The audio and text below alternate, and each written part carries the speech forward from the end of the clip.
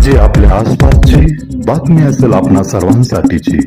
आपण पाहत आहात 7 मराठी न्यूज. या बातमीपत्राचे प्रायोजक आहेत JK super digital studio, videography आणि फोटोग्राफीच्या दुनियेतील एक विश्वसनीय नाव.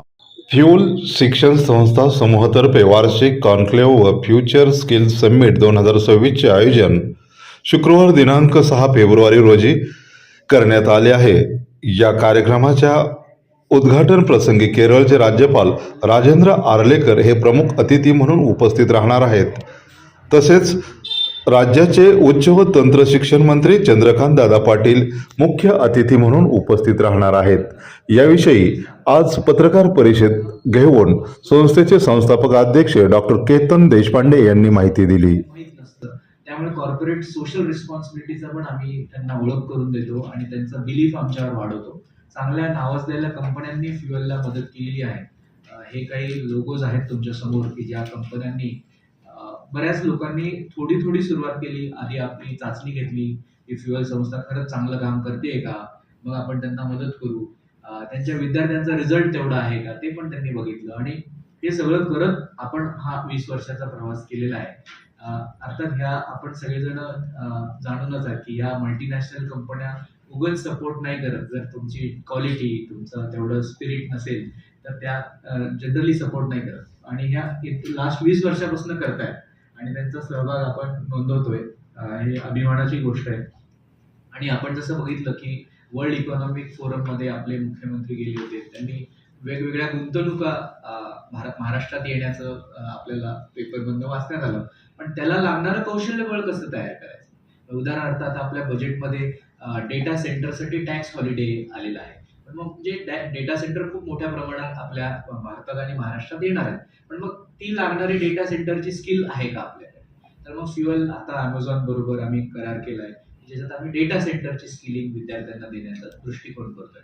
मग हे वेगळा उपक्रम काय आहे तर आम्हाला असं वाटलं की जे प्रथम पिढीतले विद्यार्थी किंवा शेतकरी कुटुंबातले जे विद्यार्थी आहेत त्यांना शोधून आपण हे ट्रेनिंग देऊ जेणेकरून त्यांचं पण कौशल्य होईल आणि कंपन्यांना सुद्धा एक चांगलं कौशल्य विकास त्यात प्राप्त होईल. असं त्या आपल्या संस्थेचं हे धोरण आहे.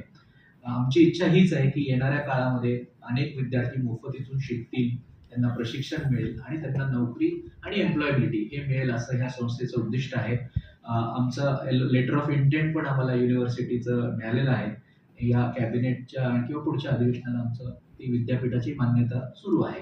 नंतर पूर्वी आम्ही ऑलरेडी पुणे विद्यापीठाच्या कोर्सेसनी केलेलं आहे. स्कूल ऑफ फ्युचर स्किल आणि स्कूल ऑफ मॅनेजमेंट अशा आमच्या 2 स्कूल्स आहेत त्या आम्ही सुरू केल्यात. आणि ह्याच्यात एक वैशिष्ट्य असं की आम्ही कॉर्पोरेटला त्याच्यातच जोडून घेतोय की तुमचं आम्ही नाव देऊ त्या स्कूलला जेणेकरून ही स्कूल पण इंडस्ट्रीचं स्किलिंग देत राहील. तर सिप्लाचे जे चेअरमॅन आहेत डॉक्टर युसुफ अहमेद पद्मभूषण आहेत, वयाच्या 80व्या वर्षी त्यांनी आम्हाला हे सपोर्ट करायचं ठरवलं म्हणून आपल्या ह्या बिल्डिंगचा एक भाग त्यांच्या नावावर आम्ही दिलेला आहे. असे टोटल आपण 5 शाळा करतोय. 2 ह्या बिल्डिंगमध्ये आणि पुढच्या 3 पुढच्या बिल्डिंगमध्ये कन्स्ट्रक्शन चालू आहे. मग येत्या 5 वर्षामध्ये ह्या 5 शाळा 20,000 मुलांना प्रशिक्षण देतील असं आपलं मानस आहे पुढच्या 5 वर्षामध्ये. आणि वार्षिक कॉन्क्लेव्ह जो आहे आमचा त्याच्यामध्ये धोरण उद्योग आणि शिक्षण क्षेत्रातलं एकत्र आणणारं व्यासपीठ आम्ही करणार आहोत. आणि हे इथेच न थांबता सोशल स्टॉक एक्सचेंज म्हणून एक नवीन कल्पना भारत सरकारने सुरू केली आहे की ज्याच्यामध्ये सामाजिक संस्थांनी आपलं केलेलं काम ट्रान्सपरंटली एखाद्या लिस्टेड कंपनी कसं करते तसं सामाजिक संस्था पण करू शकते. आणि मला आनंद आहे आपल्याला सांगण्याला की आपण पण त्याच्यात लिस्ट झालोय, रजिस्टर झालोय. त्यामुळे आपलं सगळं पारदर्शकता, मोजता येणारे परिणाम, खरंच आपण केलेलं काम हे सगळं सोशल स्टॉक एक्सचेंजवर पण आम्ही मांडतोय. आणि जेणेकरून सोशल स्टॉक एक्सचेंजवर पण आम्ही रजिस्टर्ड होऊन पूर्ण संस्थेची पारदर्शकता आणि अनुभव हा तिथे पण सगळ्या लोकांना समजणार आहे. आणि वार्षिक कॉन्क्लेव्ह आणि फ्युचर स्किल्स समिट जो आमचा आहे त्याच्यामध्ये आम्ही नवीन इंडस्ट्रीजला लागणारे कौशल्य ह्याच्यावर भर देत पुढच्या वर्षी आम्ही साधारणतः 5 ते 6,000 विद्यार्थ्यांना मोफत शॉर्ट टर्म स्किलिंग कोर्सेस आम्ही करतोय ज्यामध्ये जावा असेल, आर्टिफिशियल इंटेलिजन्स असेल आणि डेटा सेंटरला लागणारं कौशल्य मनुष्यबळ असेल हे सगळं आम्ही त्यांना ट्रेनिंग या माध्यमातून देत आहोत. तसेच बाकी आणि हे सगळं शिष्यवृत्तीवर आहे.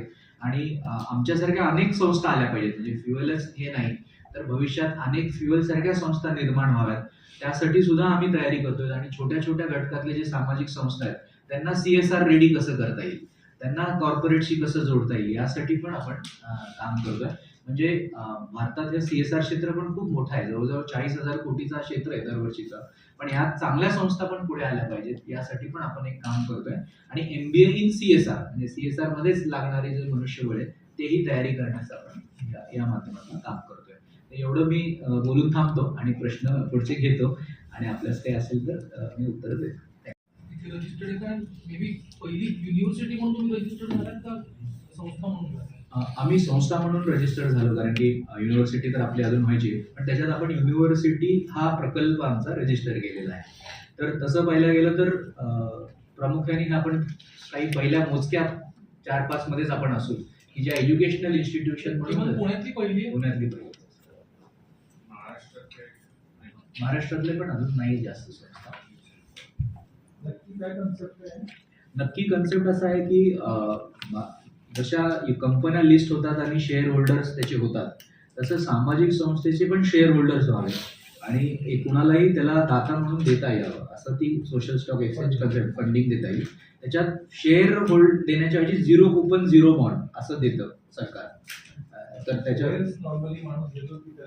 बेनिफिट व्हावं ह्याच्यात आपल्याला सॅटिस्फॅक्शन व्हावं म्हणून तो करू शकतो असं असं त्याच्यातली भावना आहे. आणि पण त्याच्यातली जी ट्रान्सपरन्सी तुम्हाला मेंटेन करावी लागते, तुम्हाला जे सगळे डिक्लरेशन द्यावे लागतात आणि तुम्ही केलेल्या कामाची एक क्रेडिट जे म्हणतो आपण का, तर येणाऱ्या काळात बऱ्याचशा पब्लिक सेक्टर कंपन्यांनी हे जवळजवळ हे केलं, नियम केलाय याच्यावर लिस्टेड असेल तर त्यांना प्राधान्य देण्यात येईल. तर हो या सगळ्या क्रायटेरिया की तुम्ही केलेलं काम आहे, तुमचे सगळे वार्षिक अहवाल पब्लिश झालेले आहेत की नाही, तुम्ही केलेलं इम्पॅक्ट असेसमेंट रिपोर्ट आहे की नाही, कंपन्यांनी जर तुम्हाला निधी दिला असेल त्या कंपन्यांचे रिपोर्ट तुमच्याकडे आहेत की नाही, हा सगळा त्याच्यातला साधारण 1.5 वर्ष लागतं ही प्रोसेस रजिस्टर व्हायला आणि करायला. आता साधारण 70 संस्था रजिस्टर झाल्यात त्याच्यावर, त्यामध्ये आपण आहोत.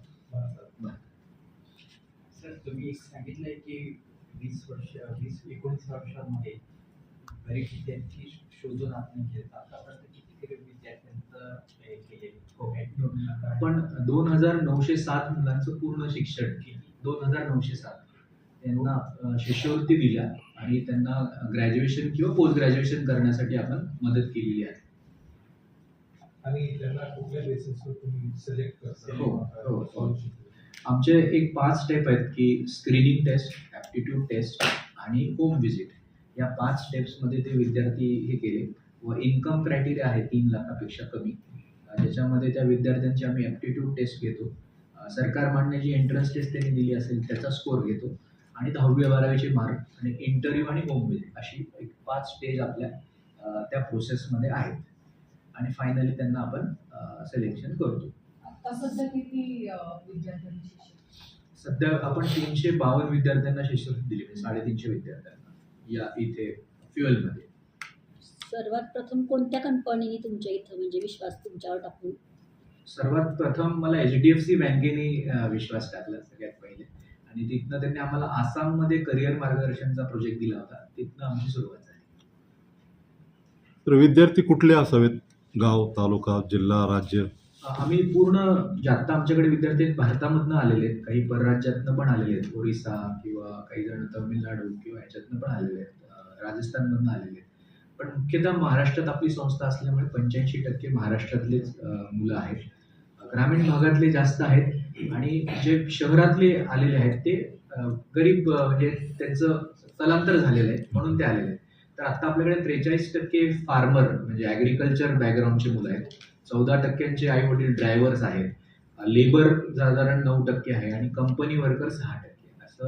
असं आपलं मिश्रण सध्या आहे. हे जे विद्यार्थी तुम्ही सांगताय हे सगळे SPPU SPPU स्कूल्समधले AICTE ला अप्रूव्ड आहे. आमचं गणित असं की आता हे चांगला प्रश्न आहे. मला पण असं वाटलं होतं सुरुवातीला जेव्हा मी सुरू केली की हे मी का करायचं, कारण मी सुद्धा उच्च शिक्षित आहे आणि आपण हे का करायचं, लष्कराच्या भाकऱ्या भाजण्याचं काम का करायचं. तर ह्याला एक अशोका फेलोशिप म्हणून मला मिळाली 2011 साली. त्या फेलोशिपचं वैशिष्ट्य असं आहे की तुम्ही जे काही शिक्षण शिकला ते शिक्षणाला तुम्हाला जो मार्केटमध्ये पगार मिळेल ते स्टायपंड म्हणून ती फेलोशिप दिली जाते आणि त्या माणसाने सामाजिक उद्योजक व्हावं यासाठी ती प्रेरणा देते. तर ती मला योगायोगाने मिळाली आणि शिष्यवृत्ती नाही प्रायव्हेट आहे, अशोका फेलोशिप म्हणून, अशोका ऑर्गनायझेशन म्हणून आहे, ती मिळाली म्हणून मी हे काम चालू ठेवलं आणि ते चालू ठेवल्यामुळे मला हे करता आलं. आणि मग 2014ला तर CSRचा कायदा झाला, तर त्याच्यातनं मग तो सुरुवात झाली. पण आधी 3 वर्ष आधी आम्हाला ही अशोका फेलोशिप मिळाली म्हणून हे मी कार्य करू शकलो. आणि माझी ती एक भावना आहे की जसं मला मिळालं तसं बाकीच्या उद्योजकांना, सामाजिक उद्योजकांना मिळावं म्हणून आम्ही एक पुस्तक लिहिलं की कुठले कुठले फेलोशिप आहेत, कुठल्या कुठल्या स्कॉलरशिप आहेत. ते काम चालू आहे, पण भरपूर काम आहे. म्हणजे आपण एकटं फ्युएल संस्थाच हे करू शकणार नाही, पण हे केलं तर खूप सामाजिक उद्योजक होतील तयार. आणि तसं पाहायला गेलं तर फार काही रॉकेट सायन्स नाही आहे की कंपन्यांना जे पाहिजे ते आपण द्यायचंय. कंपन्यांना ऑलरेडी हे कौशल्य मनुष्यबळासाठी खर्च करायचंच आहे आणि त्याला जोडायचंय. फक्त आपण विद्यार्थ्यांच्या फीज आणि ह्याच्यामध्ये इतकं गुंतलेलो आहे की आपल्याला ते लक्षात येत नाही. ते तसं काही फार रॉकेट सायन्स नाही, सगळ्यांनी करण्यासारखं आहे.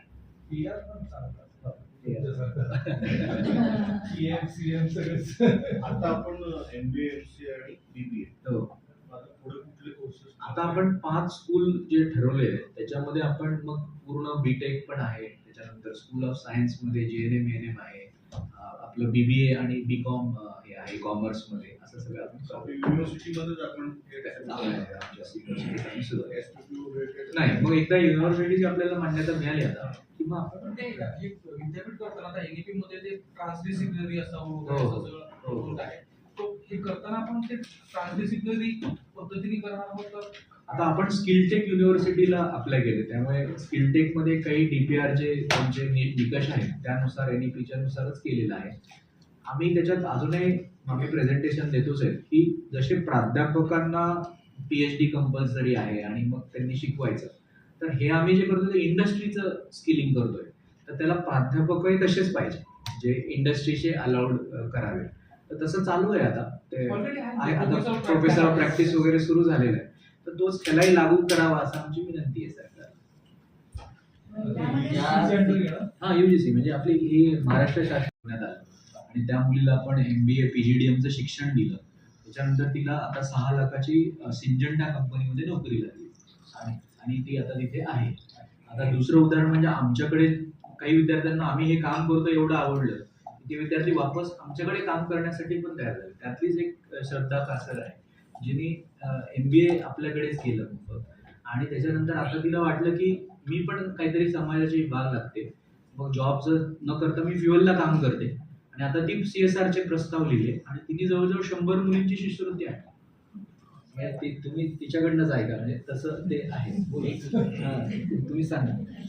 ऍक्च्युली मी प्रॉपर पुण्याचीच आहे आणि मी असं ठरवलं पण नव्हतं की मला वेगवेगळे PGD काहीतरी करायचं, बट स्टील मला ऑपॉर्च्युनिटी मिळाली. पहिले तर मी CS ला ट्राय करत होते. प्रोफेशनल कोर्सेस आहे, त्याला थोडासा टाइम लागतो. पण मग माझी आई मला बोलली की आता जर तुला ऑपॉर्च्युनिटी मिळालीच आहे तर तुला काय म्हणतं ते करायला. तर मी तिथे ॲडमिशन घेतलं. स्कॉलरशिपच्या अंडरच झालं मला सगळं. त्याच्यानंतर इथे मी जो एक्सपिरियन्स घेतला आहे ना ॲज अ स्टुडंट म्हणून तो खूप जास्त वेगळा. School of future skills. आता हे सगळे एक्झिस्टिंग स्किल्सच आपण शिकवत आहे. मग फ्युचर स्किल्स आपण काय म्हणजे काय शिकवत आहे त्याचे कुठले फ्युचर स्किल्स? ॲक्च्युली हे स्किल्स फ्युचरचे जे स्किल्स तुम्ही म्हणताय ते आत्तापेक्षा वेगळे कसे? बरोबर. नाही, छान प्रश्न आहे. म्हणजे बेस तर आपला पारंपरिक स्किलचाच आहे, पण ह्याच्यामध्ये लागणारं फ्युचरिस्टिक आहे. उदाहरणार्थ कंटेंट रायटिंग आहे, पण ChatGPT वापरून कंटेंट रायटिंग आहे. म्हणजे AI टूल्सचा पण वापर आहे, डिजिटल मार्केटिंगचा पण कनेक्ट आहे आणि त्यांना तो कंटेंट राईट करून कोड्स पण बनवता येतील. त्यामुळे भविष्यातलं लागणारं जे कौशल्य आहे त्याला रिवॅम्प केलंय इंडस्ट्रीकडनं. म्हणजे आपण 3D प्रिंटिंग करणार आहोत, पण प्रिंटर नॉर्मल वापरलं तर चालणार नाही, 3D प्रिंटरच लागेल. किंवा आर्टिफिशियल इंटेलिजन्स वापरायचं, पण मशीनच आर्टिफिशियल इंटेलिजन्स करणारी नसेल, तर ते सगळं आपण केलंय. आणि गरीब विद्यार्थी म्हणून गरीब इन्फ्रास्ट्रक्चर नाही, म्हणून फ्युएल आम्ही जे काही तुम्हाला हे इन्फ्रास्ट्रक्चर दिसतंय ते आम्ही मुद्दामून जेवढं जसं श्रीमंत विद्यार्थ्यांना इन्फ्रास्ट्रक्चर मिळेल तसंच आम्ही देऊ. आणि ते अगदी आम्ही डोनरशिप भांडून केले की आम्हाला सेकंड हँड कॉम्प्युटर नका देऊ किंवा आम्हाला फळे बोर्ड डिजिटल नाही नॉर्मल द्या, तर तसं नाही केलं. आम्ही म्हणलो नाही, आम्हाला जर ह्या विद्यार्थ्यांना शिकवायचंय तर तुम्ही आम्हाला त्या स्टँडर्डचं द्या, म्हणजे ते राहतील. म्हणजे मी एक उदाहरण सांगतो, आम्ही खूप ट्रेनिंग केली आणि मुली ड्रॉपआउट होत होत्या त्यांना MNC कंपन्यांमध्ये जाऊन. तर नंतर आमचं लक्षात आलं की 8 तास एअर कंडिशन मध्ये बसणं हेच त्यांच्यासाठी एक मोठा चॅलेंज आहे. म्हणून आम्ही एअर कंडिशन बसून घेतले आणि पहिले काम केलं की त्यांना 8 तास त्या एअर कंडिशन मध्ये बसायचं, ही प्रॅक्टिस करू. तर ते इतकं बारकाईने ते आपल्याला लक्ष द्यावं लागतं, हे आपण प्रयत्न करतो. आणि तेच म्हणजे आता आमच्याकडे डॉक्टर प्राची मॅडम ह्या पण एका मोठ्या युनिव्हर्सिटीमध्येच होत्या पुण्याच्या. तर त्यांनी हे बघितलं की बाबा ह्याच्यात एक काम असं आहे की विद्यार्थी गरीब आहे त्याला आपण मदत होतो, म्हणून ते पण टॅलेंट जॉईन झालं. म्हणून फ्युअल संस्था पहिले एक सामाजिकच संस्था होती. फॉर्मल इन्स्टिट्यूट ह्याच्याकरता झालं की ह्यांच्यासारखे लोक पण आपल्याकडे अट्रॅक्ट व्हावेत, की जे PhD आहेत, त्यांना व्यवस्थित त्यांचं सगळं आहे. त्यांना ह्याचा आनंद आहे की तुम्ही बोला की कॉर्पोरेट्स पण चा सिलेबस आहे आणि आपण एका चांगल्या संस्थेमध्ये शिकवतोय असं. बेसिकली गेल्या 12 वर्षाचा जो माझा एक्सपिरियन्स आहे, त्या 12 वर्षामध्ये मी हेच पाहिलंय की आम्ही NEP फॉलो करतोय आता, किंवा जो पारंपरिक सिलेबस आहे तो फॉलो केला गेलेला आहे. फक्त आम्ही खरंच कॉर्पोरेटशी त्याचा कनेक्ट होतोय की नाही ते मी फ्युएलमध्ये पाहिलं. आणि जरी आम्ही गरीब विद्यार्थ्यांना शिकवत असलो तरी त्यांच्यामध्ये जी शिकण्याची इच्छाशक्ती असते, की मी जरी फायनान्सचे प्रोफेसर आहे तरी मला फायनान्सच शिकवलं पाहिजे, किंवा मी दुसऱ्या अजून कुठल्याही गोष्टी त्यांना देऊ शकते, ते मला इथे बघायला मिळालं. आणि जो एक शिक्षक असतो ना, त्याला शिकवायला आणि मुलांना घडवायला खूप आवडतं. ती संधी मी इथे मागच्या बऱ्याच महिन्यांपासून मला मिळते. त्याच्यामुळे मी ठरवलं की फ्युएल संस्थेबरोबर आपण काम करणं खरंच किती योग्य राहील, कारण की इथे खरंच मुलाला घडवलं जातं, ते पण आत्ता जागतिकरित्या लागणाऱ्या कौशल्यानं. असा विषय आहे की तुम्ही PhD फार कमी आणि PhD अशासाठी करतात की एक लाईफमध्ये स्टेबिलिटी येईल. ऑलरेडी आपली संस्था आहे ती CSR वर आहे, तर इथे ते सगळं मॅच होतंय.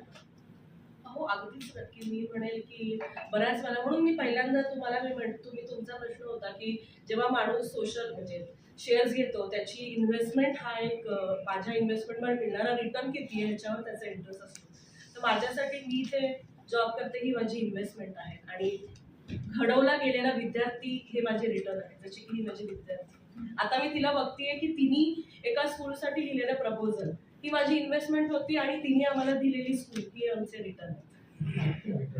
पण म्हणजे प्रश्न तुमचं बरोबर आहे, पण आम्ही कंपन्यांना ते पण सांगितलं की जर आम्ही काम करणार तर सब क्वालिटीचं काम करून चालणार नाही. तर ट्रेनर, शिक्षक, त्यांचे पगार, त्यांचे हे त्याच ह्याचे असतील. विद्यार्थ्यांकडनं फक्त आम्ही घेणार, तर तुमच्याकडनं त्या स्टँडर्डच घेणार आणि तोच सपोर्ट करा. आम्ही 10 विद्यार्थी कमी करू, पण देताना क्वालिटी आणि त्यांना सगळं मिळेल असंच आम्ही करतोय. कारण की पुन्हा काय होतं, हेच कंपन्या देतील आणि पुन्हा सिलेक्टही नाही करणार तुला. ते म्हणतील क्वालिटी चांगली नाही, त्या क्वालिटीची पाहिजे. पण यांच्यावर डबल सोड आहे. ह्याचं इव्हॅल्युएशन बाकी तर गव्हर्नमेंटचं वगैरे ते सगळं चाललं, कंपन्या पण यांचं इव्हॅल्युएशन करतात की तुम्ही काय शिकवलं, माझी केस स्टडी शिकवली का नाही. हे सगळं त्यांना दर आठवड्याला रादर विचारलं जातं कंपन्यांच्या कॉलमध्ये की बाबा हे शिकवलं की नाही. त्यामुळे तो डबल तो बेनिफिट होतो. बेसिकली सिलेबस आणि कंटेंट जो आपण मुलांना डिलिव्हर करतो तो इंडस्ट्री कडूनच आपण CSR हा सध्या जरा कोणच सोसायटीमध्ये बजवर्ड आहे. गव्हर्नमेंट लेवलवरती पण तो खूप वापरला जातो. शाळांच्या बाबतीत की हे करा, CSR मधनं वापरा. पण एकूण CSR ज्या पद्धतीने वापरला जातो ते खूप डिफोकस्ड आहे असं नाही वाटत. आणि ते काय करायला हवं की जे तुम्ही आता मॉडेल डेव्हलप करता. मी CSRचीच PhD केली, त्यामुळे मी तुम्हाला याच्यात बराच रिसर्च करून सांगू शकतो. तर ज्या टॉप 500 कंपन्या आहेत ना, ज्या NEC लिस्टेड आहेत आणि ज्यांचे प्रॉफिट चांगले आहेत, त्या कंपन्यांची आता एक मॅच्युरिटी झोन झाली CSR. म्हणजे कुणीतरी सांगितलं बाबा हे करा, बांधा किंवा कॉम्प्युटर देऊन टाका, असं आता नाही राहिलं. त्यांचे प्रपोजल लिहिण्याची एक कला आहे, त्यांचं RFP मागण्याची एक प्रोसेस आहे. संस्थेचं जर 100 रुपयाचं बॅलन्स शीट असेल तर ती संस्था 10 रुपये देईल. म्हणजे त्याचे एक निकष आणि रूल्स तयार झालेले, म्हणजे सायंटिफिक प्रोसेस झाली. ही कुठल्या टॉप 500 कंपन्या. पण 500 नंतरच्या ज्या कंपन्या आहेत त्यांचं कदाचित तेवढं बजेट नसतं की त्याचा CSRचं कौशल्य मनुष्यबळ लावू शकतो. त्याचा ॲडिशनल चार्ज असतो HR कडे किंवा अकाउंट्सकडे. पण तिथे थोडंसं कुठलीही ॲडॉक रिक्वेस्ट आली की देणं असं चालू आहे. पण ज्या मोठ्या कंपन्या आहेत आणि ज्यांचं बजेट सस्टेनेबल आणि सायझेबल आहे त्यांची प्रोसेस अगदी आता मॅच्युअर्ड झालेली आहे. CSR हेड्स त्यांच्या नेमलेले आहेत. आता नो लॉंगर ते असं कुणाला तरी डोनेशन दिलं म्हणून नाही आहे, ते स्ट्रॅटेजिक फिलॉन्थ्रॉफी ज्याला म्हणतो आपण ते ऍक्च्युली करतात. सेवाभावाने ऍक्च्युअल स्ट्रॅटेजिक करतात. म्हणजे आता उदाहरणार्थ कॅप जेमिनाय कंपनी आहे तर ते आम्हाला मदत करतायत. तर ते एरवी ब्युटी पार्लर किंवा कौशल्य असं देत होते की ज्या स्किलमध्ये ते कॉन्ट्रीब्युट करू शकत नव्हते, वोकेशनल स्किलिंग करत होते. पण त्यांनी आता ठरवलं की नाही, आम्ही फ्युचरिस्टिक स्किलला CSR वापरू, म्हणजे आम्ही पण त्याच्यात कॉन्ट्रीब्युट करू शकतो. म्हणजे कंपनीचं जे मनुष्यबळ आहे ते पण त्याला कॉन्ट्रीब्युट करू शकेल असे CSR प्रकल्प ते आता हाती घ्यायला लागले. दुसरा एक आपला अभाव म्हणजे आपल्या सेवाभावी संस्थेचा असा आहे की प्रत्येकजण त्यांच्याकडे बांधकामासाठी पैसे मागण्यासाठी जातात. तर तो एक खूप मोठा आहे की प्रायव्हेट कंपन्या ह्या बांधकामासाठी लगेच पैसे किंवा निधी नाही देणार. त्यांना आधी तुमच्याशी जोडून घ्यायचंय, तुमचे बेनिफिशरीज बघायचे आणि मग एखादं तुम्हाला लॅब दिलं किंवा हे दिलं. पण आपल्याकडे काय होतं, बाकी प्रोग्रामसाठी सरकार निधी देतोय म्हणून बांधकामासाठी CSR ला जाऊ, तर मग खूप प्रस्ताव रिजेक्ट होत आहे. तर आम्ही हे पण एक प्रयत्न करतोय की सेवाभावी संस्थेला फ्युचर CSR कसं करावं त्याचं आम्ही प्रशिक्षण देतोय. कारण आपण स्वतःच एवढा निधी गेल्यामुळे आपल्याला ते प्रोसेस माहिती आहे. म्हणून आम्ही प्रयत्न करतो. Over the years तुम्ही किती CSR आता आम्ही व्हॅल्यू जनरेट केलं? हो, आम्ही साधारणतः 250 कोटी CSR आतापर्यंत जनरेट केलाय. आणि कुणी कुणी दिलाय आणि किती दिलाय तो आम्ही 34 नंबरच्या पानावर टाकलाय. टॉप 20 कोण आहेत आपले काय.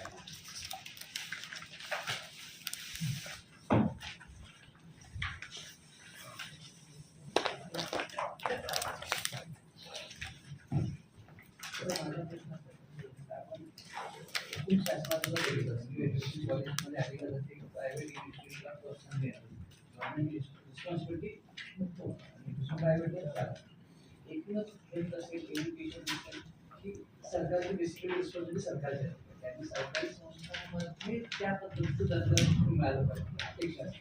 मग स्टेट कुठंतरी टॅक्स देण्यापेक्षा CSR मधून त्यांना चालना द्या, त्यांची जवळ त्यांच्याकडे इथे पुढे भविष्यात आता धोका वाटणार नाही का संरक्षणामध्ये पण त्यासाठी की जिथं CSR स्टॉप झाला ती संस्था रन कशी असते. सुरुवातीच्या टप्प्यावरती ते आयडिया खूप बरं वाटतं, कारण बऱ्याच ठिकाणी आपण फ्लो मोठ्या प्रमाणात येतो, मग त्यानंतर लाभ पण होतो. पण एकूण लार्जर लेवलला जर विचार केला आपण देश आणि देशाची पॉप्युलेशन आणि त्या तुलनेनं, तर मग हे कितपत भविष्य आणि पुन्हा हा मुद्दा पुन्हा लिंक इकॉनॉमीशी पण आहे. इकॉनॉमी, GDP, त्या कंपन्यांचे व्यवहार, काय लोकांची क्रयशक्ती, त्यांचे प्रॉफिट. सो एक ती प्रॉपर एक इकोसिस्टीम आहे. सो ती एक ह्या इकोसिस्टीम मधनं एक काही हॅम्पर झालं पुढे सगळं आयदर बिघडलं आहे. सो त्या केसमध्ये याची सस्टेनेबल पॉवर कशी राहील?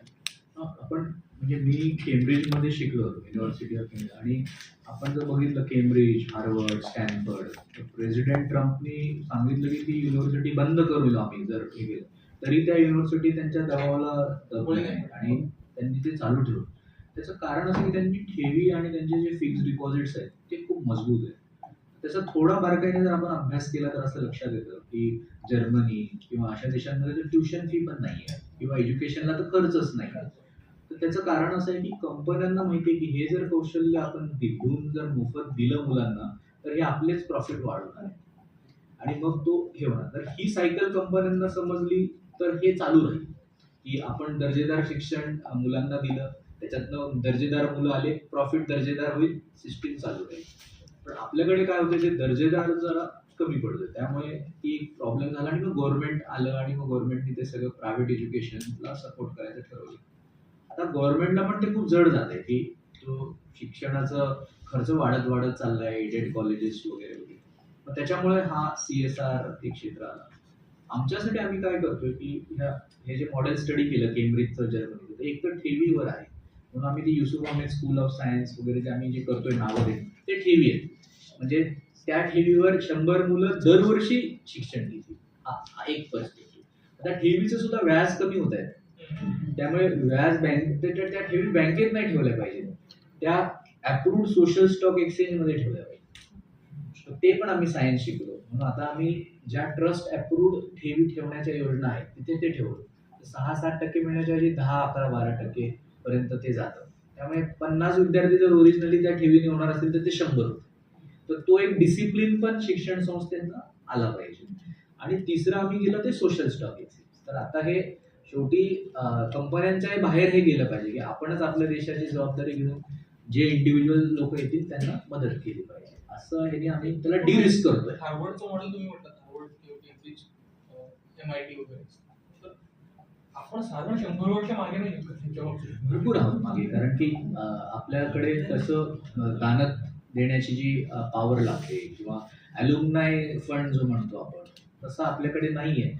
पण हळूहळू तो येतोय. म्हणजे असं नाही की नाही होत आहे. आपल्या देशात आता अशोका युनिव्हर्सिटी म्हणून दिल्लीमध्ये आहे किंवा इंडियन स्कूल ऑफ बिझनेसनी खूप स्कॉलरशिप सुरू केलेल्या आहेत.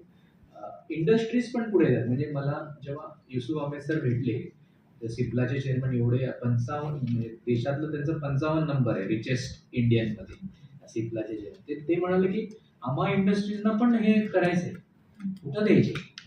शेवटी एक लिगसी बनवायची आहे. आम्हाला सुद्धा CSR दरवर्षी खर्च करायचाच आहे. भारतातला पहिला देश आहे आपण की 2% हे द्यायचे. तो कुठं द्यायचं हेही समजत नाही. त्यामुळे चांगल्या संस्था मिळणं सुद्धा खूप अवघड आहे. आता आपल्या महाराष्ट्राचं जर आपण बघितलं तर 40,000 कोटी मधले 22,000 कोटी महाराष्ट्राचं CSRचं बजेट होतं. त्याच्यात आपल्या एज्युकेशनला किती लागेल? म्हणजे जसं आपण महिला शिक्षण जे मोफत केलं महाराष्ट्राने, त्याचं बजेट साधारण 900,000 करोड रुपयामध्ये सगळ्या महिला मोफत झाल्या. अजून मुलांना 1,000 कोटीच पाहिजे. तर तसं पाहायला गेलं तर अजून 1,000 कोटी सगळ्यांनी मिळून ठरवलं तर ते मुलं आणि मुली दोन्ही मोफत होतात. फक्त ते ठरवायचं. CSR उद्या समजा हो. CSR नाही मिळालं तर हो. ह्या मुलांचं फ्युचर हो. पण मला असं वाटतं की तुम्ही थोडक्यात सेल्फ सस्टेनेबिलिटी कडे चाललेला आहात आणि सेल्फ सस्टेन युनिव्हर्सिटीज भारतात पहिले पण होते, नालंदा होते, सगळेच होते. ते सेल्फ सस्टेन होते आणि ते जगभरात विद्यार्थी त्यांच्याकडे यायचे. गुड.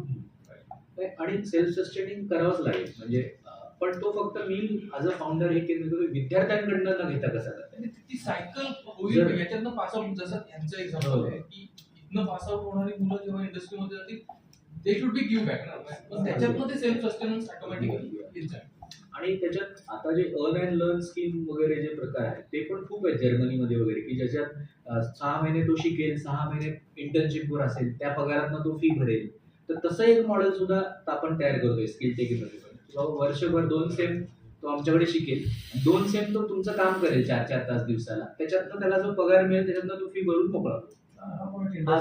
इंडस्ट्री पार्टला दिलं तर चांगलं. त्याची 2 वर्षांची पुढची फी नव्या विद्यार्थ्यांना शिकवा आणि कमवा योजना आपल्याकडे पूर्वीपासून हो आहेच. फक्त त्याला इन्हान्स करायचं की कमवा तुम्ही इंडस्ट्रीकडनं आणि शिका चांगले स्किल, एवढंच फक्त.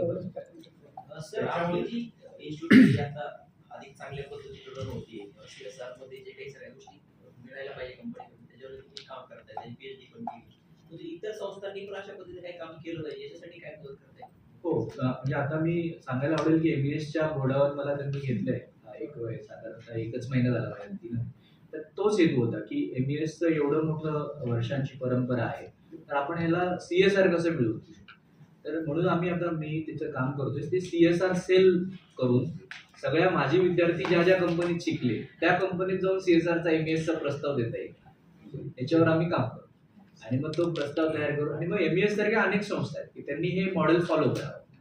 कारण की इतक्या जुन्या संस्था आहेत, सगळेजण एकदम उच्च काम करतात, पण त्यांच्याबद्दल कॉर्पोरेट स्टाईलनी त्यांना जे प्रस्ताव लिहायचा असतो किंवा त्याची जी माहिती करायची असते ती माहीत नसते, किंवा त्याच्यावर म्हणजे तो ऑफिसरच नाहीये त्यांच्याकडे. CSR ऑफिसर कुठल्याच कॉलेजेस युनिव्हर्सिटीमध्ये आता तरी डिजिटल मार्केटिंग ऑफिसर आला, कारण की डिजिटलवर सगळं हे आलं. पण CSR ऑफिसर आपण खूप कमी बघितलं असेल विद्यापीठांमध्ये किंवा अशा इन्स्टिट्यूट. तिथे आपल्याला ते नेमता येईल का आणि मग हा करता येईल, आणि त्याच्यासाठी लागणारं कौशल्य आम्हीच करतोय तयार MBA आणि CSR, सो दॅट आम्ही त्यांना प्रोव्हाइड करू. MBA ची आपली फी किती आहे? साधारणतः 2 लाख, 2.25 लाख. प्लेसमेंट रेट 100% आहे. आणि इतर आता तुमची पण युनिव्हर्सिटी आहे, इतर विद्यापीठांच्या फी 24 लाख आहे. तुम्हाला नाव घेणार नाही. त्याच्यातून होणारा प्लेसमेंट ते सांगतात 100% होतं, पण ते नाही होत. एवढी फीज ते सम्राट झाले आहेत त्याच्यातल्या शिक्षणात, आणि आपलं कार्य एकदम वेगळं आहे. आपण याच्यात MBA ची सीट्स वाढवू किंवा अधिकाधिक लोकांना जर दिलं कदाचित अजून चांगलं काम ते होऊ शकेल. तर असं काही गोष्टी काही प्रवेश क्षमता वाढवायची किंवा काय? आता खरं म्हणजे ह्याला खूप रेग्युलेशन्स आणि रूल्स खूप आहेत सरकारचे जागेचे वगैरे. तर त्याच्यामध्ये तरी आपण महाराष्ट्र पुढे आहे की आता स्किल युनिव्हर्सिटीच्या जागेचे रिक्वायरमेंट वगैरे कमी कमी झालेले. पण अजूनही आपली कन्सेप्ट काही अशी नाही आहे की खूप इंटेक द्यायचा आणि हे ते त्याला पॉलिसी रेग्युलेशन आहे. पण शॉर्ट टर्मला जास्त करू शकतो आपण. लॉंग टर्म कोर्सेसला रेग्युलेशन्स आहेत. शॉर्ट टर्मला जितके तुम्हाला करू शकता तेवढे करू शकता. तर माझं असं चाललंय की आम्ही दुसऱ्या कॉलेजेस बरोबर टायअप करतोय सध्या. त्यांची विद्यार्थी असू द्या, काही हरकत नाही. पण फिनिशिंग स्कूल ट्रेनिंग आपण देतोय. म्हणजे शेवटच्या वर्षी जाऊन त्या विद्यार्थ्याला जे लागणारं कौशल्य ते देतोय. असं पुण्यातल्या असंख्य कॉलेजेसमध्ये जातोय. म्हणजे असं नाही की आपलं कॉलेज फक्त आपल्यालाच द्यायचं, आपण सगळ्याच कॉलेजला जातो. आणि फ्युएलचं हे काम आधीपासून चालू असल्यामुळे त्या कॉलेजला कॉम्पिटिशन नाही वाटत की बाबा हे एक कॉलेज आहे आणि आमच्या बरोबर आले हे कसं काय करणार. त्यांना माहिती आहे की फ्युएल लास्ट 10-15 वर्षापासून हे काम करते म्हणून आपल्यालाही मदत होईल. म्हणून ते आम्हाला ते परमिशन्स आणि ते सगळं देतात करायला.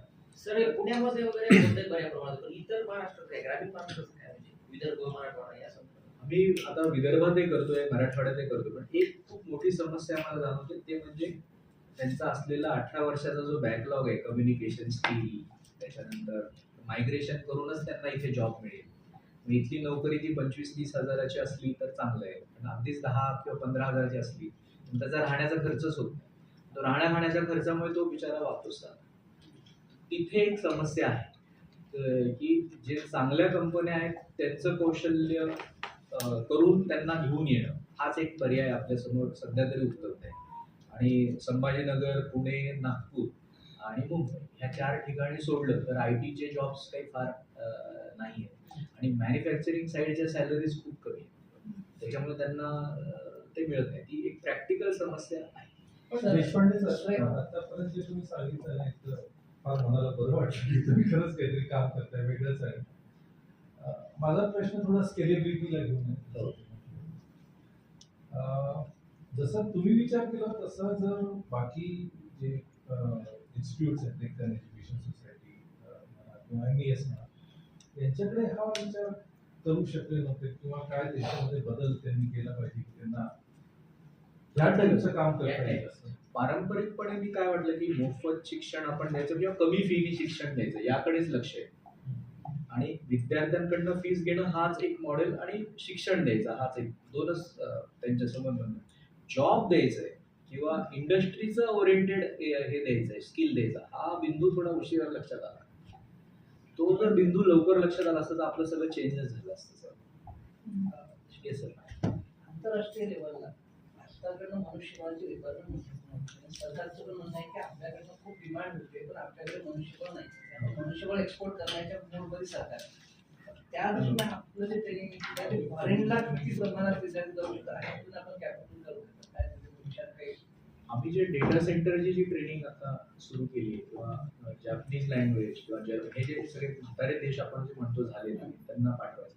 पण तिथे चॅलेंज असं आम्हाला येतं की व्होकेशनल जॉब्स जास्त आहेत. म्हणजे ड्रायव्हिंगचे उदाहरणार्थ किंवा लॉजिस्टिक्स, व्हाईट कॉलर आणि ब्लू कॉलरचा जो फरक आहे तो आहे. तर मुलांना असं जायचं नाही आहे असे जॉब्स करायला. त्यांना चांगल्या IT सूट बूट मधल्याच 70% लोकांना जायचं. आणि आत्ताची जनरेशन कशी आहे थोडी इस्टॅब्लिश झाली आहे. आता आई वडील सुद्धा त्यांना म्हणतात की तू माझ्यासारखी मेहनत नाही करायची, तू जरा चांगलं आणि व्यवस्थित राहूनच नोकरी करायची, थोडं कमी पैसे मिळव. तर तो एक अँगल आल्यामुळे मुलांना आता खूप सिक्युअर्ड जॉब पाहिजे. आणि खरं आहे त्यांच्या दृष्टिकोनातून विमेन सेफ्टी सिक्युरिटी हे प्रामाणिक आहे महाराष्ट्रासाठी म्हणतो मी. पण तेच आपण जर उघड UP, बिहार, राजस्थान अशा स्टेट्समध्ये किंवा नॉर्थ ईस्टमध्ये ते जायला तयार आहे, केरळला जायला तयार आहे. तर मग त्या राज्यांनी ते तसं तसं सुरू केलं मॅपिंग. त्याच्या मी जेवढा ह्याचा अभ्यास केला चंद्रबाबू नायडूंचा जो प्रदेश आहे त्यांनी जे गुगल आणली आणि हे सगळं तर त्यांनी आधी ती तयारी केली की लँड बिल्डिंग मोफत दिल्यामुळे ते रोजगार तिथे ती कंपनी आली. पण त्याच्या आधी त्यांच्या कॉलेजेसला पण त्यांनी ट्रेनिंग दिली की आता त्यांना भविष्यात लागणारं गुगलचं कौशल्य त्यांनी तिथूच आणून ठेवलं. तर आपण पण तसंच केलं पाहिजे. आता संभाजीनगर जर ईव्ही कॅपिटल आहे तर आपल्या आजूबाजूच्या सगळ्यांना ईव्ही शिकवली गेली पाहिजे आणि मग त्यांना ईव्हीचं ट्रेनिंग दिलं पाहिजे. पण त्यांना जर नाही ते मिळालं तर मग पुन्हा बाहेरूनच लोक येतील आणि ते पण एकीकडे हे एआय वाढणार आणि हे सगळं म्हटलं जात असलं तरी दुसरीकडे भविष्यात हे ब्लू कॉलर जॉबच जास्त सस्टेनेबल असणार आहे. हा मुद्दा फार कोणी अजून लक्षात घेते. सगळे एआय करतायत. पण पंखा दुरुस्त करायला माणूसच लागणार आहे, एआय दुरुस्त करू शकणार आहे. सो त्या केसमध्ये हा जो माइंडसेट आहे आपल्याकडे विशेषतः महाराष्ट्रात की व्हाईट कॉलर जॉब म्हणजेच खरा जॉब आहे आणि ड्रायव्हिंग करणं किंवा इलेक्ट्रिशियनचं काम करणं म्हणजे किरकोळ आहे काहीतरी. सो तिकडे बाहेरच्या देशांमध्ये ह्या कामांना जी व्हॅल्यू आहे ती कदाचित ह्या कामांना नाही आहे व्हाईट कॉलर जॉबना.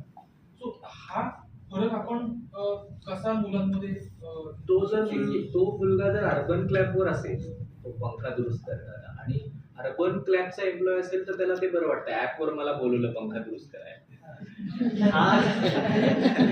तर हा मानसिकता वेगळी झाली. तर तो नो लॉंगर ही सेज की मी इलेक्ट्रिशियन आहे, मी अर्बन क्लॅबचा टेक्निशियन आहे. तर ते जे फरक जर जाणं आपण जर शिकवू शकलो मुलांना तर ते झालं.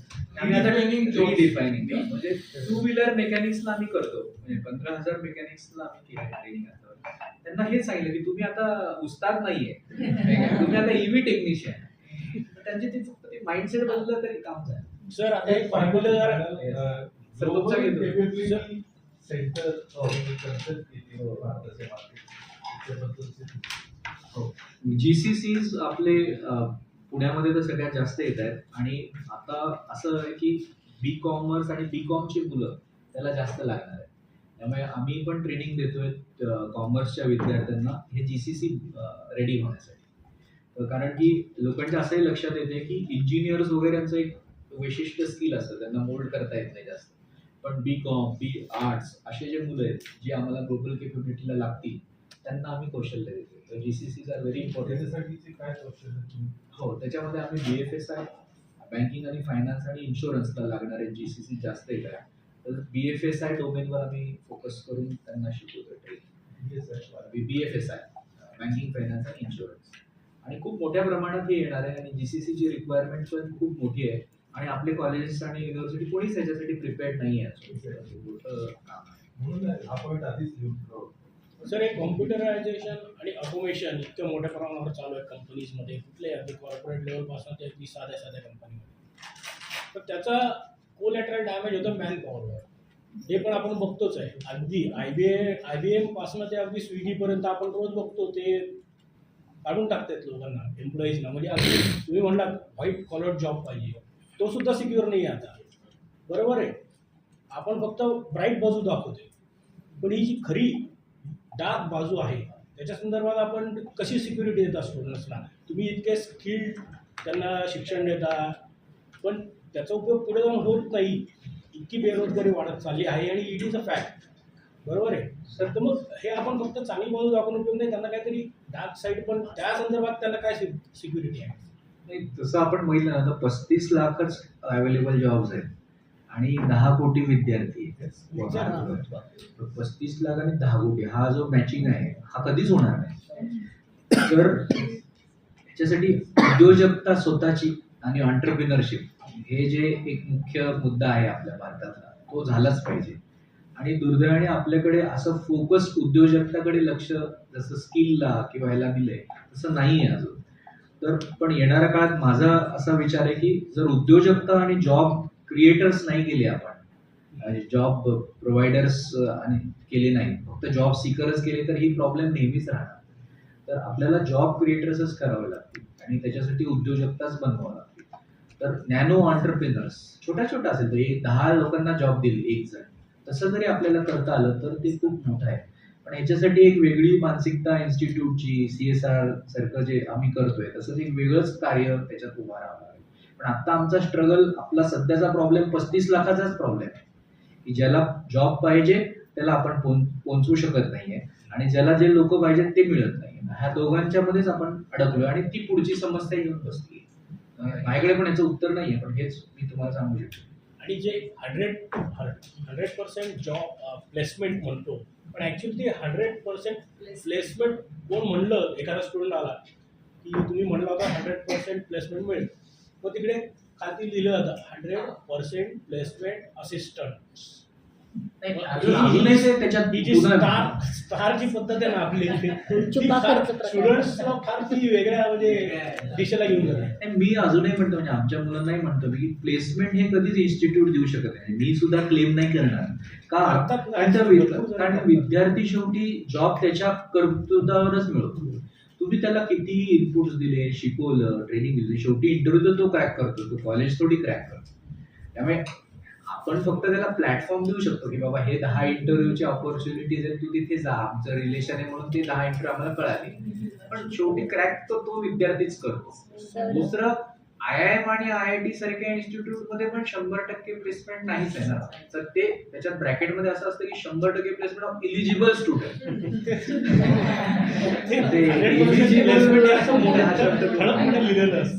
सर ह्या खास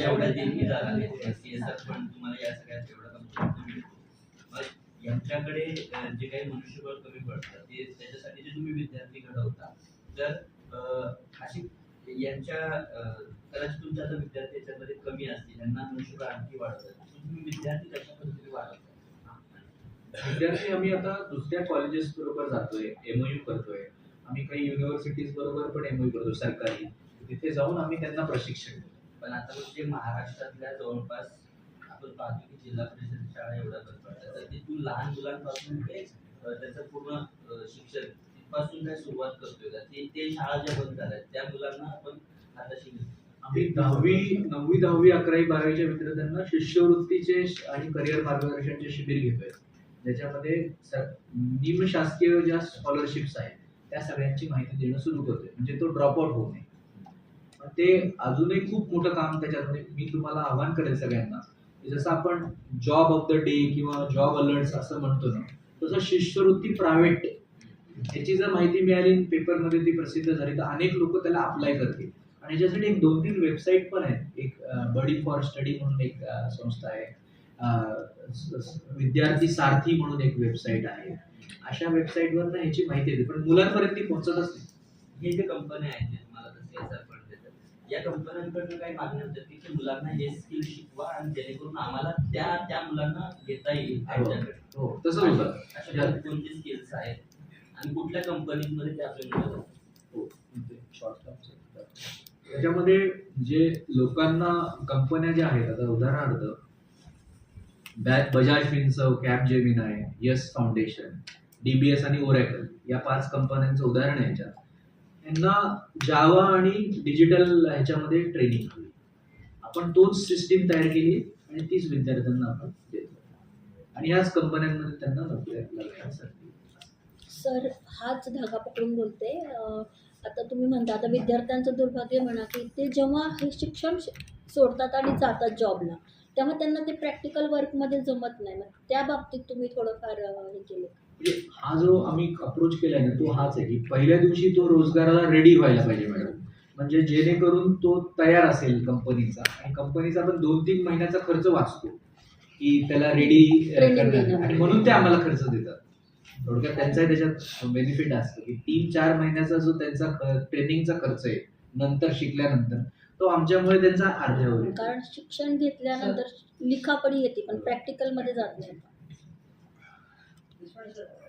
खास करून दिव्यांग किंवा डिसेबल मुले 12वी शासकीय शाळा आहे, त्यांना ते मुंबईवर होऊ शकतात, किंवा सरकारच्या शाळांमध्ये अपंगांना ती सुविधा हायर एज्युकेशन फॅसिलिटी त्यांना पुरत नाही. बरेच विद्यार्थी कॉम्प्लिमेंटरी पुरत नसल्यामुळे ते ड्रॉप होते. त्यांना स्किल देण्याच्या दृष्टीने आपल्याकडे काही आहे का? आम्ही फिजिकली डिसेबल्डसाठी प्रयत्नशील आहे, प्रोजेक्ट घेऊन करतोय, फार आम्ही याच्यात काम नाही केलं.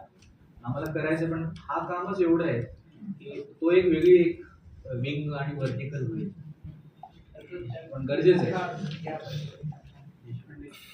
स्टडी केलेला आहे त्याबद्दल वादच नाही. जे मार्केटमध्ये चाललेले प्रायव्हेट हा वेगळाच विषय आहे, पण त्याच्याबद्दल थोडं नॉलेज मिळत आपलं.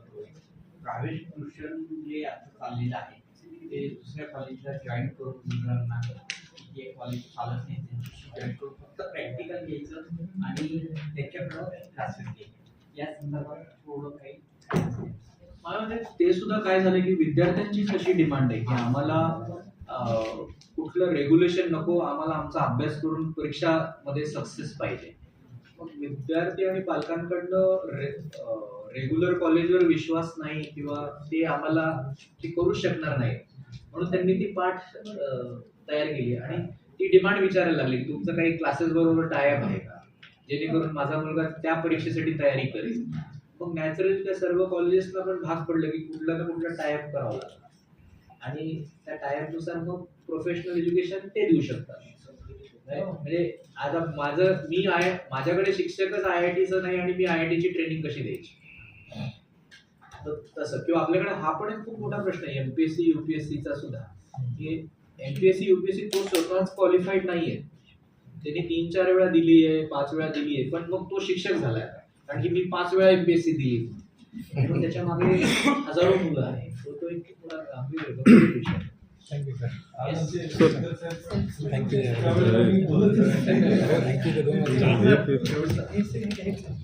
सर, आपण गरीब विद्यार्थ्यांसाठी हे करताय, मोफत देत आहे सर.